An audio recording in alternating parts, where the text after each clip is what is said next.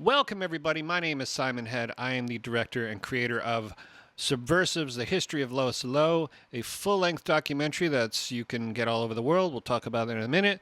On this episode is Brendan Canning. Brendan Canning and I actually go back almost 30 years. I saw Head at the Coffee House, which was a Pickering all-ages show put on in a gymnasium, and I met the band Head, and I was sort of up-and-coming. Like, I had never really done anything, but I thought, oh, I like this band. I want to produce you. So I approached Brendan and or Noah, one of the two people. I said, hey, I want to, kind of similar to I got the movie gig.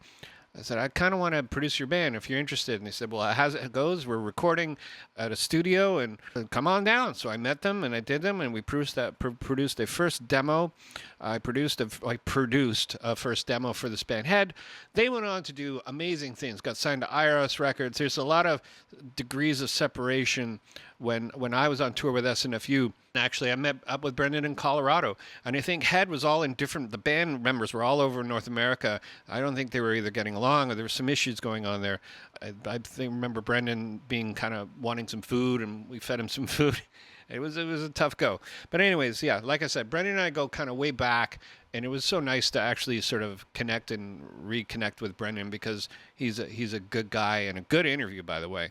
I filmed this episode on the 26th of November in 2021. Brendan is just such a comfortable person in his own skin. He has a cute little doggy that you see sometimes in the shot. Just want to let you know you can still rent the movie on Apple TV. You can, if you don't have Apple TV, you can rent it on YouTube's pay-per-view service worldwide, I believe. And if you're old school and you have kids that have PlayStation 5, you can buy the Blu-ray on Amazon. It ships out of Canada through Unobstructed View, and you can get it there. Once again, thank you to the community that made this possible. The community of Lois Low. There's shows coming up in Buffalo, shows coming up in Toronto, and then the new year. So I think this will be coming out kind of after all that's happened. So, you missed out. So everybody, thank you so much for tuning in week after week. And there's more to come. There's more to come. And when we start getting into the nitty gritty, they'll be like, we'll start putting like the band members, and you'll hear a lot. Like there's hours and hours of this to be watched and heard. And if you're a fan of the band, which is I think is why you're here, you'll be able to appreciate this. Don't forget to subscribe on YouTube. Be a part of this community. So thank you so much, everybody. Here is my interview with Brendan Canning from Broken Social Scene, and enjoy. So, talk a little bit about the first time you met Ron and the boys in the Low. I mean, because it's 30 years ago, and it's tough to say the first time. I mean, my earliest memories, aside from like hearing them on the radio or, they're the band that's front racked at HMV, and they're like 3 singles deep on their Shakespeare My Butt album. I mean, Head went to open up for them in Buffalo when we played a couple nights at the Marquee, which was, the 900 cap room in Buffalo. And we were just like, damn, 2 nights at the Marquee. Good business. But then Buffalo obviously got the 102.1 signal over there. So, but yeah, I remember opening up for them and just being amazed at like how popular they were down there. And them eating in a restaurant. Actually, I remember them eating in a restaurant. I'm like, oh, you guys go for nice meals. That was one thing that kind of struck me. Like, oh damn, it's like, oh, we don't usually go for meals like this. Yeah, it's out of our price range. But yeah, they were bros. They were good guys, very generous, and just one of your. Even though we weren't totally going in the same path musically or whatever, like we were, grunge kids and doing our best to learn how to play our instruments. So, yeah. Yeah, would you take a little bit of like what they were as a band to sort of implement a little bit into your idea of what music is? I don't know. I mean, I just lyrically, like Ron always had. There's a reason why people still want to hear the songs 30 years later. Talking about like I Kissed You Blind on Bathurst Street or whatever was that from, like Bleed a Little While. Yeah, it's like really Toronto lyrics are just, yeah, I think you could go back and look at those lyrics like, yeah, they're good lyrics. You know, they're from a time, and I think on that level, but not. I mean, my band back then. We are so focused on like Dinosaur Jr. and Soundgarden and Jane's Addiction or whatever bands like that. Which Low were not totally going down that lane. Yeah. Well, I mean that does speak to like a little bit of the Canadian music scene, because there was sort of a genre bending time where a punk rock band could play with a metal band, and a metal band could play. The only thing it wasn't good, like compared to the '80s when you have like racist skinhead bands playing with sharks, you know what I mean? Like, yeah, I mean I think the '90s was, or when the Low were like their star kept rising. I mean, it was just such a unique time, especially for Canadian music, because there was lots of support from Canadian radio, and it was pre-internet, obviously, and yeah, it was like kind of a naive time, and very, yeah, it was flourishing, and like hell. I remember when the Low did their club crawl, and one of the bands that opened up, we opened up for them at the Cabana Room, where they had done a lot of gigs for Mr. Jimmy Scopes, and yeah, it was like me, Dave Bookman on vocals, Jeff Cohen of Collective Concerts and the Horseshoe on bass, Jose from By Divine Right on drums, and Gord Cummings on slide guitar. Yeah, we doing like Elvis Costello and Lemonheads covers opening for the Low. So they're doing shit like that. Just open up for us at the Cabana Room. It's like fun times. Yeah. I mean, digression, but do you think that still happens? I feel it does. Yeah, for sure. It's like I'm not immersed with like the younger bands, but I went to hear a screamo type band because someone said, it's like, hey, these guys really like Broken Social Scene. So I went, it was like going to see Broken Social Scene and Alexis on Fire sandwiched into one. So, and there was a different scene, and I'll go to hear like a hip hop group or whatever, and it's like, it's a different scene. But that was our scene back then. Mm-hmm. Describe a little, obviously it was like a light switch went off where people stopped listening to like hair bands and went into grunge bands, and it's all hinges around the Nevermind album. Mm-hmm. But describe a little bit how Canada went from like a sort of a poser kind of like metal thing into basically what was called grunge. Yeah, I mean, it was very, very reactionary to what was happening in the U.S. And then like shoegaze bands and like the Britpop as well. Like that was coming in at the same time as grunge was. But Canada still, it had its own thing that was unique. Like it wasn't like you could say the Low were aping the sound of some other group from some, you could say that about Head, but you couldn't say that about the Low, because I think the songwriting was just stronger. All right. Do you remember the early? I think you talked a little bit about the early days of playing in Toronto venues and promoters, but actually, in particular, can you talk a little bit? Did I put this in? About Yvonne, Matt Solinelli left. Oh yeah. I mean, with Yvonne will still say she loves just busting this one out at parties. It's like, oh, Brendan, he used to call me up every day, bugging me for a show at Ultrasound, and then she went over to the Elma Combo, or maybe the Elma Combo shut down at a certain point, or maybe. She went to Ted's after that. Yeah, Ted's was later. Yeah. Ted's was like Broken Social Scene era. Oh, okay, yeah. Late yeah. 90s. Yeah, but I'm talking like the early days. Like I would call Yvonne because we were never an ultrasound band. But Elliot, this was when I was working at Scotiabank at King and Bay. I had my little radio in the file room. That's probably where I heard most of the Low songs like early on, because I was working back in the file room, and it's like December of '90 to March of '93, so pretty peak Low period for Shakespeare. And yeah, I'd walk out twice a day, pick up, my copy of Now magazine, go to like concerts just announced, and then, whatever. God, I think MCA concerts, I think it was like 416-260-5700, maybe. It's like, I'm a freak with numbers like that. But I'd call Elliot, and like if there was any shows, it's like Lemonheads are playing, or Love Battery are playing, or Sons of Freedom are playing, or whoever, I'd just call it. Like every Thursday there'd be, Brendan Cannon calling for Elliot Lefko. He even like yelled at me one time, like, you can't keep calling me, you can't keep calling me like this. Which, I suppose he was right, but I was very eager. But Elliot was, huge for my career in the early days. I think the first time I saw Head was opening for Sons of Freedom. No, we never got that gig. There was one at Lee's Palace. Wherever I saw you guys. Sloan, open for Sloan. Yeah, like right around, it was like the day after Lollapalooza at Molson Park. Okay. Like August 6th. 92? Something like that. Well, actually, Yeah, probably 92, yeah, for sure. Maybe 91, because I was out of town by 92. I was in Winnipeg at that point.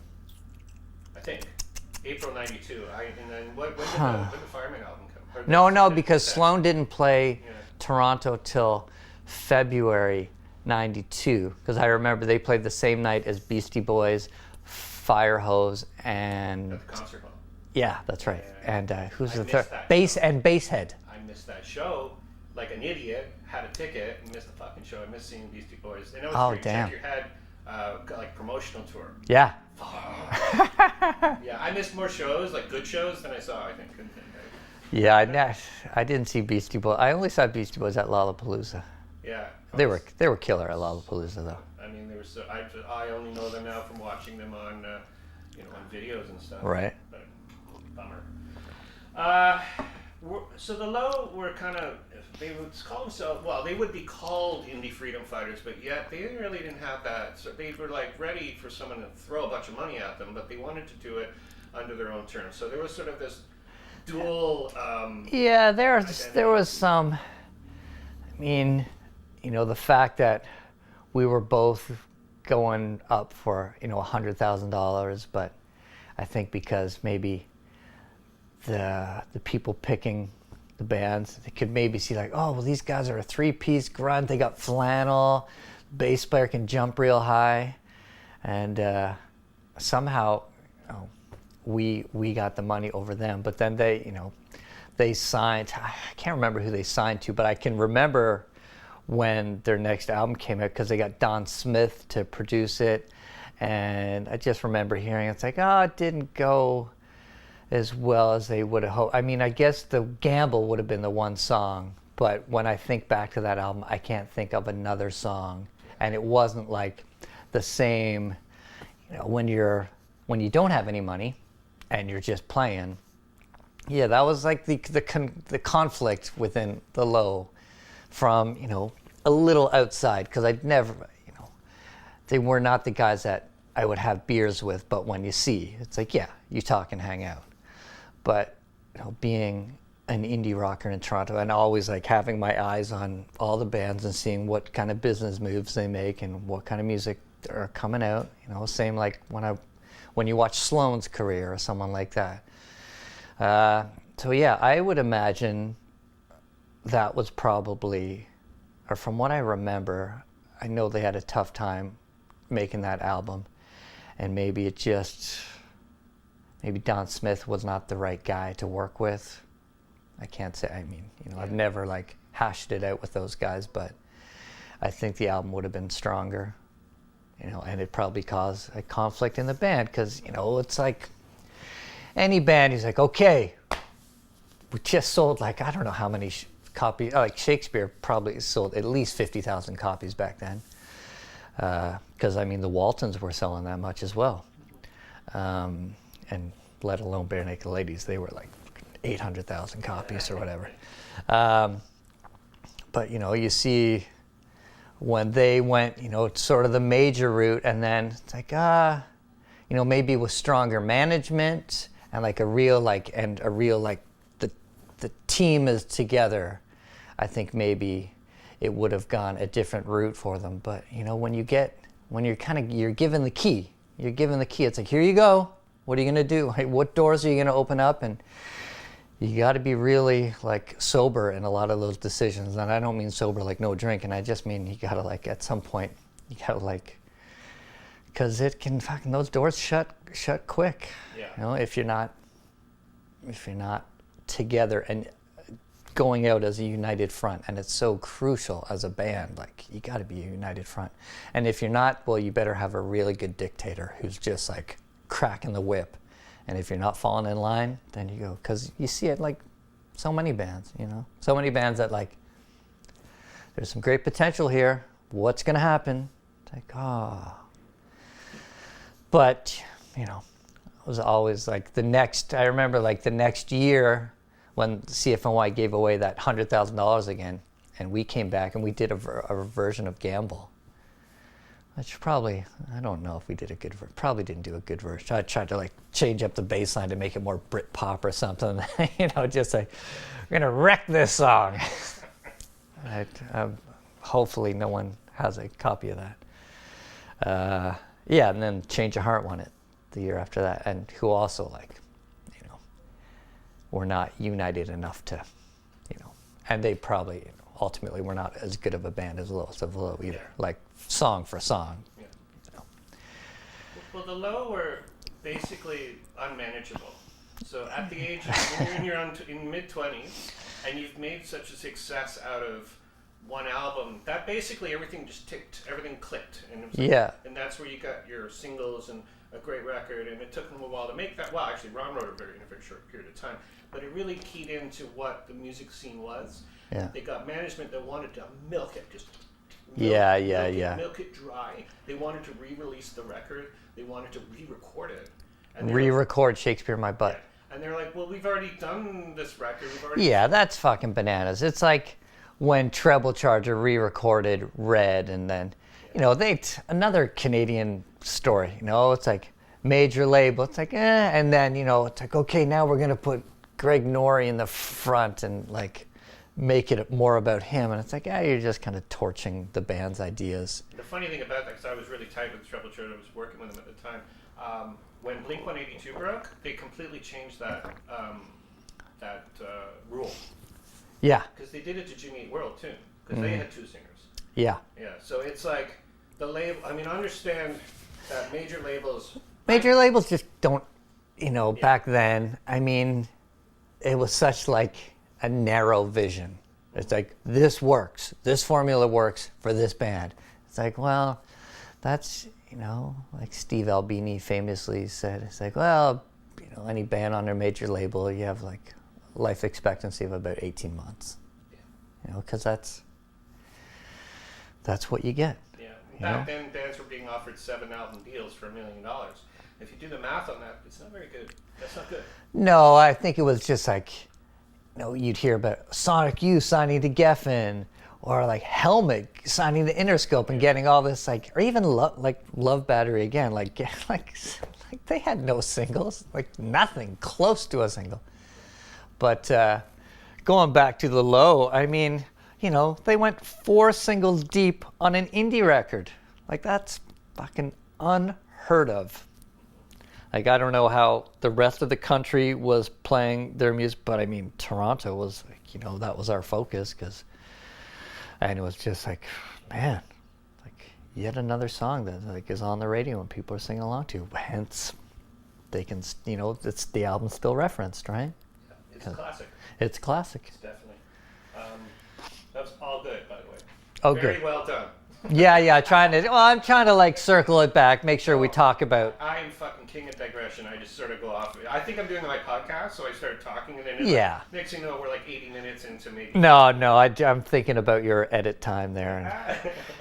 Okay, now I think we talked a little bit about what art and commerce means. Yeah. But sort of figure, obviously money and art, somehow it's an oxymoron. Those things really don't go together. But where do you consider yourself and the Low? Like, how do you parallel what you've done in your career to what kind of the Low does by navigating your way through making art and creating income Well, I mean, there's no getting around the commerce of art.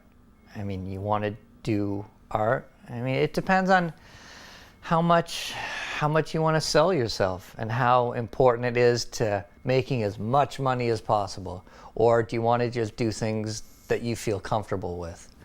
I mean, it's not like Lowest of Low ever did anything like embarrassing or like cringeworthy. I think, and Ron as an artist, when he, started doing his solo thing, it was again like it was very much on his terms, and he's painting as well at that point. There's, you got to sell your paintings if you want to keep painting and buy art supplies. I mean, there has to be commerce involved, and it's just like how desperate are you for that cash, or how comfortable are you with what you're producing? That's like, it's going to work out. It's going to work out for me, but I'm going to do it the way I want to do it because I'm just not comfortable doing like these goofy videos. I mean, I can show you like a picture from the Toronto Sun where it's like head, and it's like my head, then Noah's head on top, like doing all these goofy poses, and just it's like posing for the Toronto Sun. Like that's gonna help our career. It's like, but it's the Toronto, it's your local rag, and you're 21 or 22. But I mean, on that level, because like doing commercials, there was an opportunity to be in an American Express commercial, and I remember we went down somewhere in the East End. And it was like, your American Express card takes you everywhere. And it's like there was one shot of, and then a band was playing, a grunge band was playing. And I asked, it's like, well, is there going to be like a real close-up of the band? Because we're a real band, and I don't want us to look like idiots. And all the woman said was, well, thank you for your time. And then, the door is that way. So think back that even though, it was probably a harmless little thing. We all could have made like $900 each or something. But like, nah, fuck that. And then you go see Soul Asylum, and their tour is sponsored by MasterCard. There's a big MasterCard banner. And I think maybe some of that stuff would fly now. Like, I feel like there's a lot more commerce in music, and with music festivals, and another music festival, they're all underwritten by corporations. Like, how else are you gonna like bring in these massive stages and pay for all these artists who are like charging a lot? Of, like, bands get paid, if you're at the top of your game, like bands get paid a lot, like too much, in my opinion. But then, I've made a couple paydays where it's like, we got overpaid for this one, but I'll take it. It's like, oh, sorry, your festival went, but you overpaid for us. Yeah. Nah. It's funny you say that, because it's a bad experience going, well, you made I'm just the one part of this moving cogwheel. Yeah. And when the cogwheel has got a missing spoke, yeah, it's not your fault. No. You still got all your spokes in the line, Yeah, yeah. That's, yeah. Any more to add to it, or are you... What's that? Any more to add to that?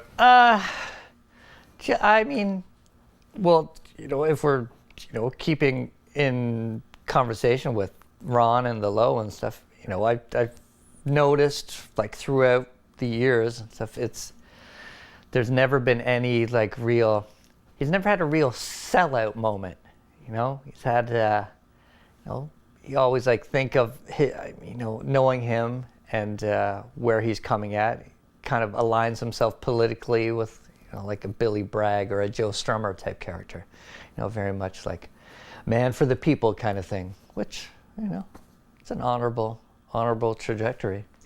Yeah, doesn't always pay out. Doesn't always pay out, and it, like musically, maybe it's not, you don't always like write like a number one or what. Who knows, man? It's like you do your best, try to be a good person, try to like nourish your community in whatever way you can, and hopefully, people respond in kind and support you. Yeah. Yeah. Yeah, there's no guarantee. There's no guarantee. Unless you're playing a show with a guarantee. Yeah. In fact, there isn't a guarantee. And yeah. Yeah, we've covered a lot of this already. Talk a little bit about Ron's songwriting.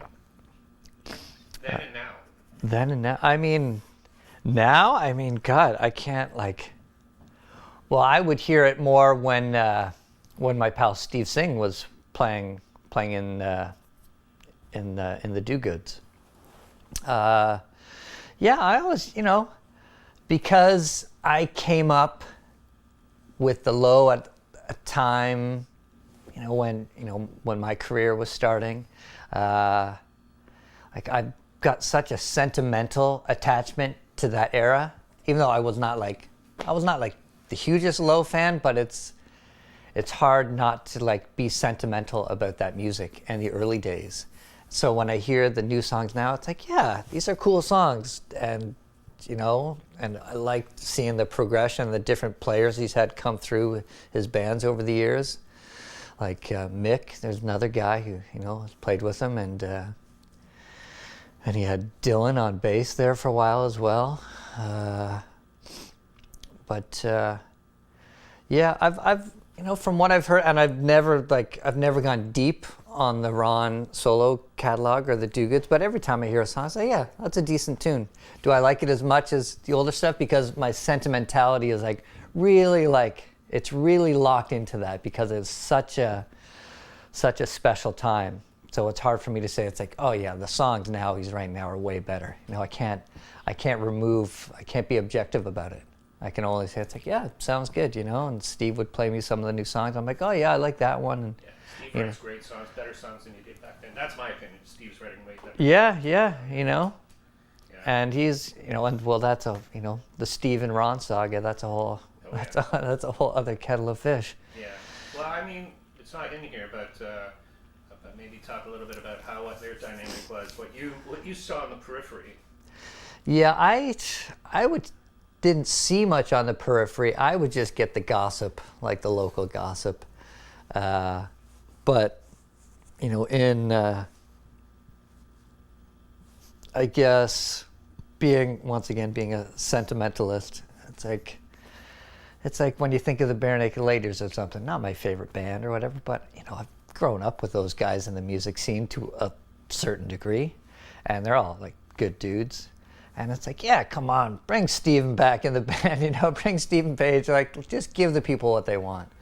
Get over those things. But, I think Steve and Ron had something probably similar to Ed and Steve, but maybe on, a smaller scale. Smaller scale only because there wasn't so much money at stake.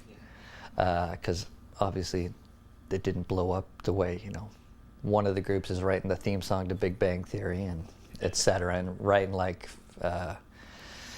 whatever their big fucking Chinese chicken. Yeah, 1 week. That's 1 week story, I'll tell you after. Oh God, that song's massive. Yeah. And you hear stories about them playing to doing a free gig in Boston to 50,000 people showing up. It's what? Yeah, I saw them play SARS Fest at Skydome. Oh yeah. And I've never seen a person like Stephen Page command an audience like he did. Yeah. And whether or not you agree with the music or their politics, he had 50,000 people right here. Yeah. Right in the Yeah. Yeah. I know it's funny you talk about sentimental. It's I call it the Star Wars. Right. Yeah, it's I'm original. I love that episode 4, 5, and 6 guy. Anything before that's garbage. But that's the thing, and I think it's the time in your life when you can resonate to a music or a theme. I keep getting stupid calls. A theme in life that gives you it's your soundtrack. Right. It's not, because with the Low, it's not like Ron's not the best singer. Steve's not the best guitar player. Yeah. Dave's not the best drum. John Arrnott was not the best bass player. Or, Dave on drums. But, together, it's no, it's a sound.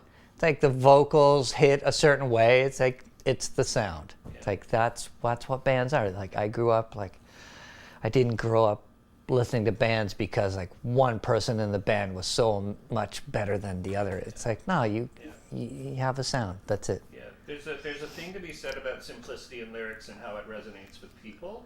There's no formula. There's no way of writing that. But when you say a word that people can get on more dimensions, just the word, that to me is the secret of writing songs. Yeah. If you know that secret, when you say one word and it triggers somebody in a certain way emotionally, it could be any word. But if you string words together that become that one key part in the phrase that makes you go, like right. every birthday card I threw away.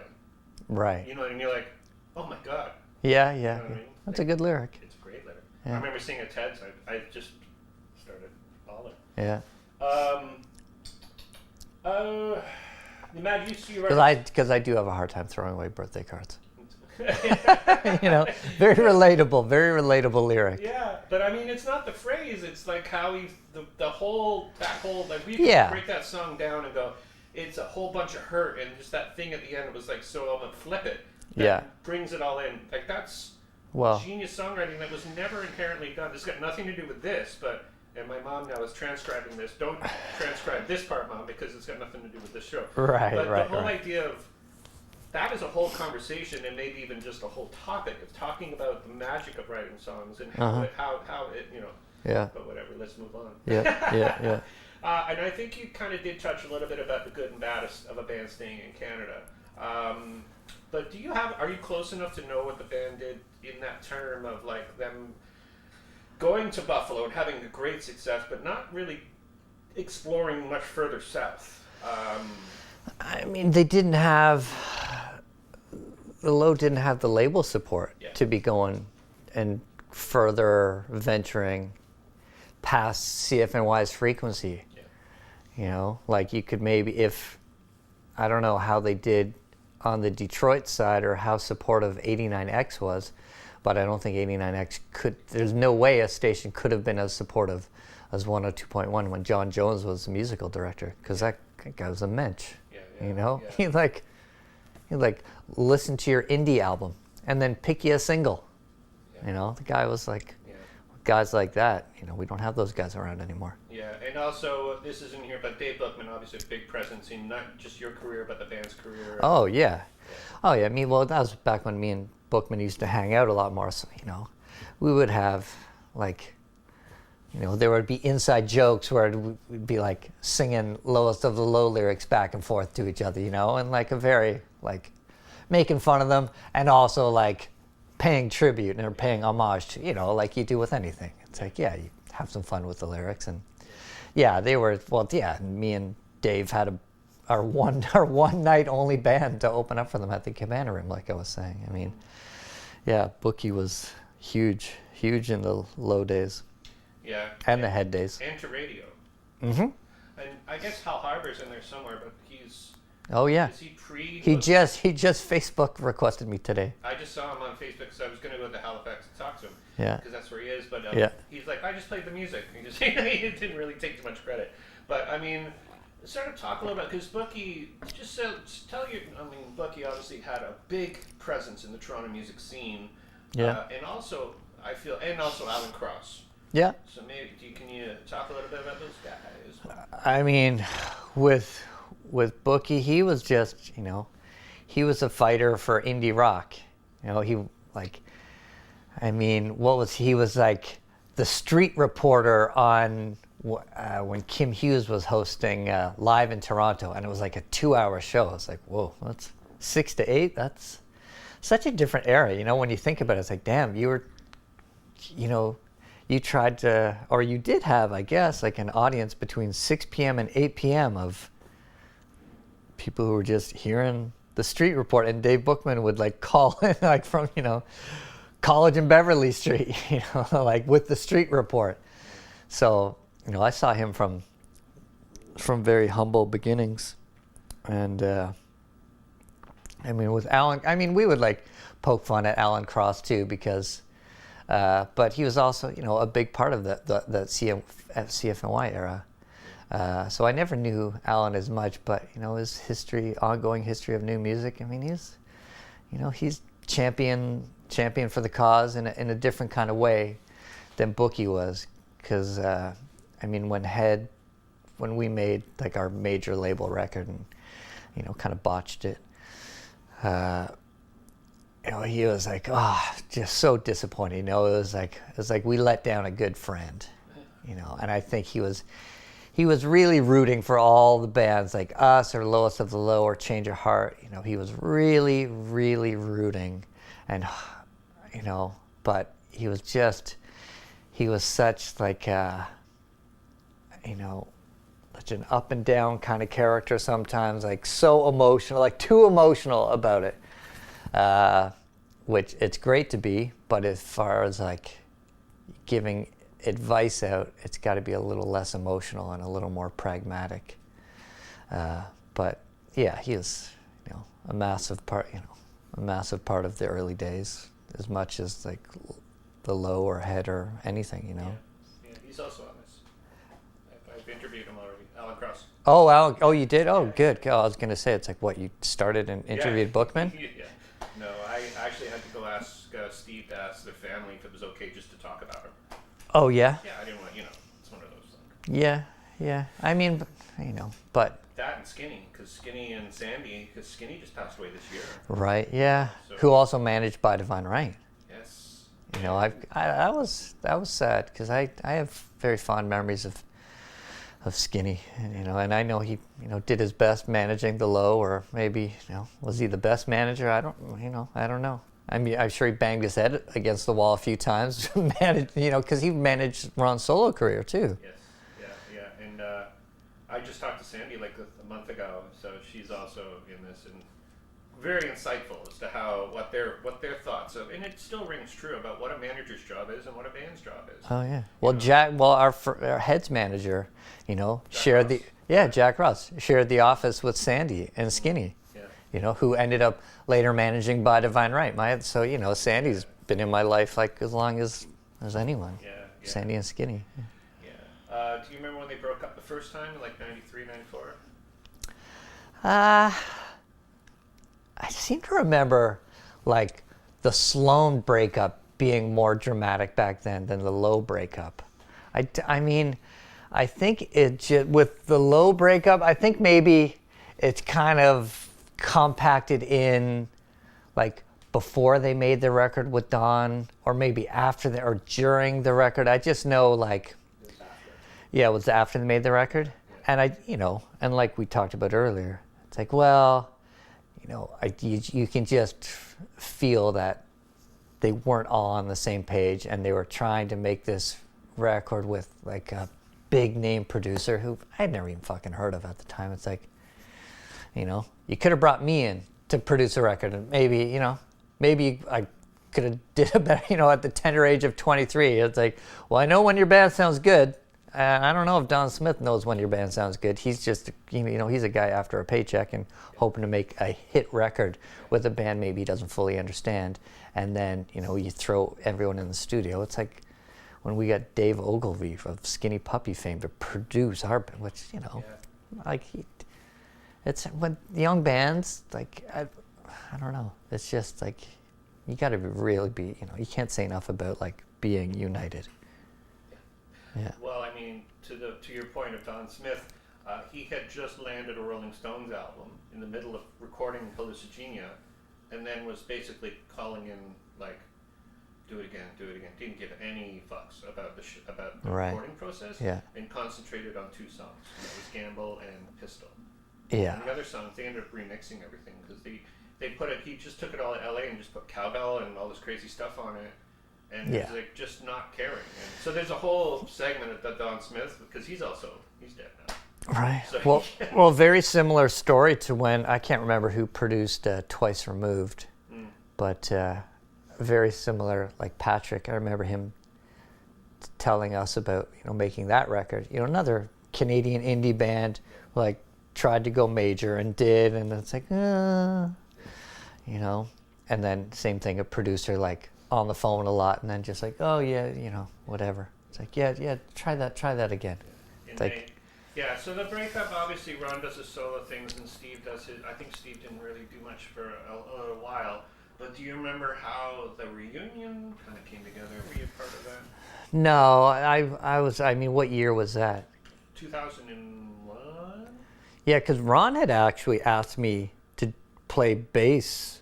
He called me up once to do like a show in Buffalo or something, and it was right when Broken Social Scene was kind of going, and I was playing with John Critchley of 13 Engines, and I was trying to get out of that. And then when Ron called me, I was like, oh, fuck, like I would, but I just, I John left. Yeah. Asked to leave. Yeah. So, It'd be a different story for you if you had. Oh, if I had have accepted and then done, like a year in the band, I mean, yeah, you'd have a more colorful interview.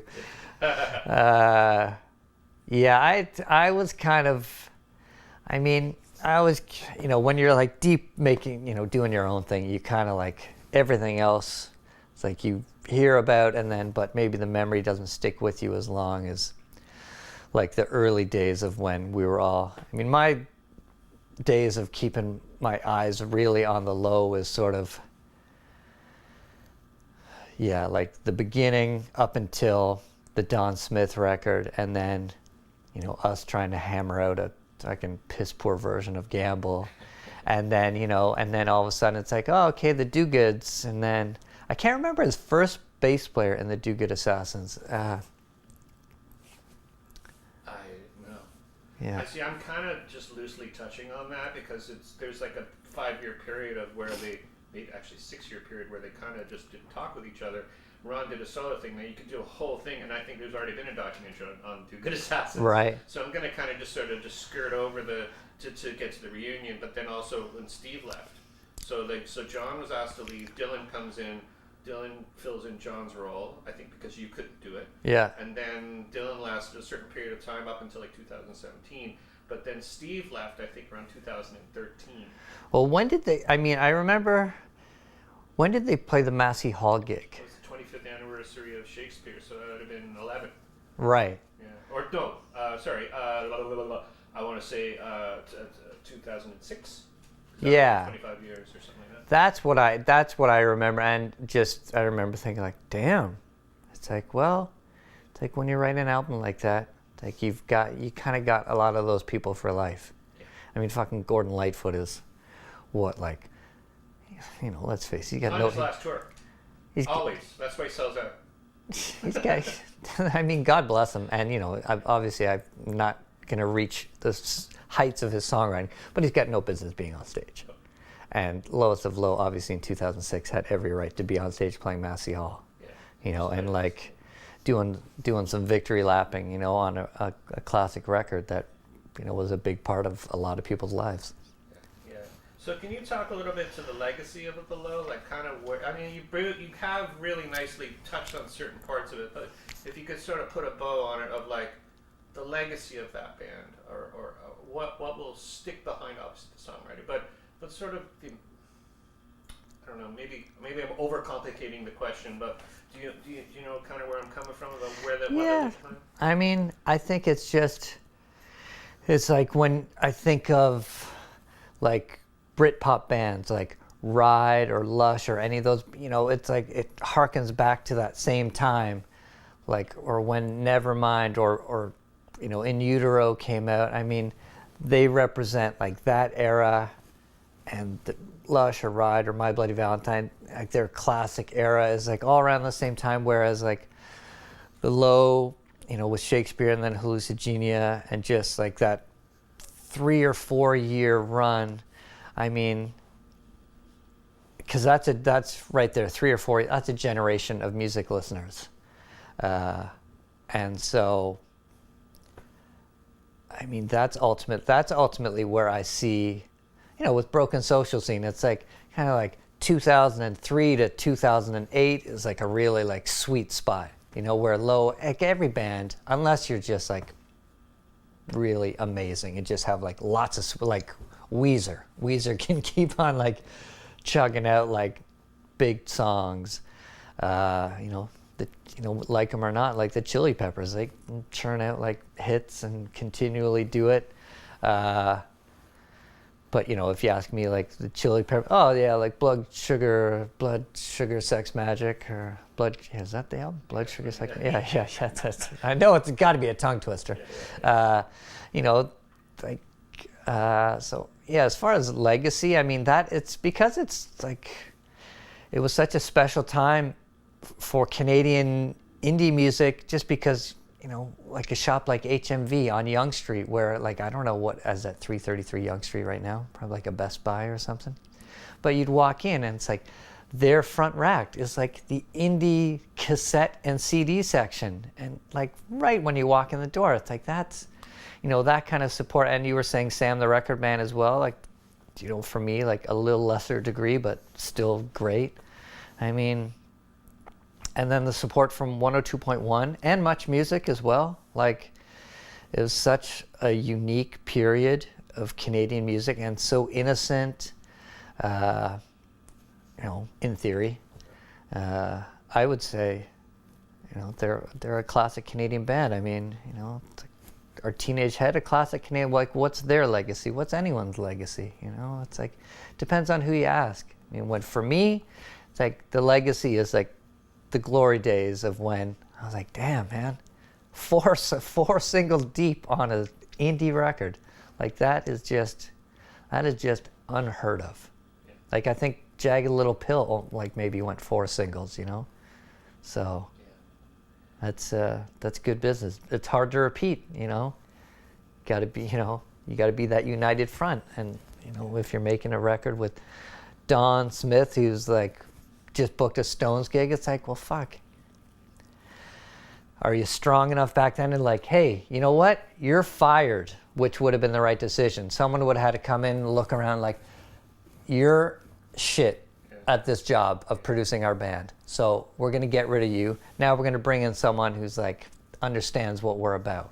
And then who knows, you know, if they make another classic record, then maybe we're having a different documentary. Yeah. Thanks, man. Yeah. It's great. I'm glad I connected with you. Yeah. Well, I can't give too much about like how much I love, because, you know, I wasn't deep after that, but I was there and watching. Yeah, I mean, like, you know,